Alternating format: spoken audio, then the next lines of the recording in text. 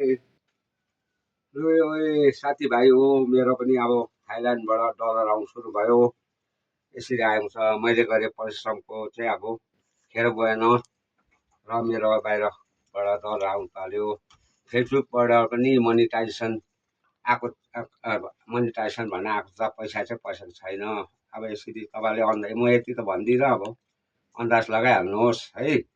यो पैसा चाहिँ मेरो थाइल्यान्डको डलर आएको हो, मेरो एकाउन्टमा आएको हो। र साथीभाइलाई म देखाउँदैछु र कोसिस चाहिँ गर्नुपर्छ।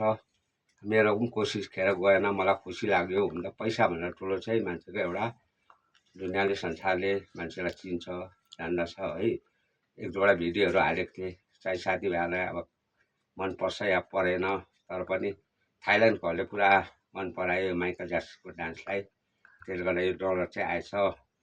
तपाईँहरूलाई त्यही भन्छु है। अब तपाईँहरूले पनि कोसिस गर्नुहोस्, सबैले पाओस् है, सबैलाई राम्रो होस्। सबैको कोसिस गरेको नै भगवान्ले एक दिन न एक दिन त अब गरेको कोसिस खेर जानु दिँदैन है। ल भाइ हो, नमस्कार।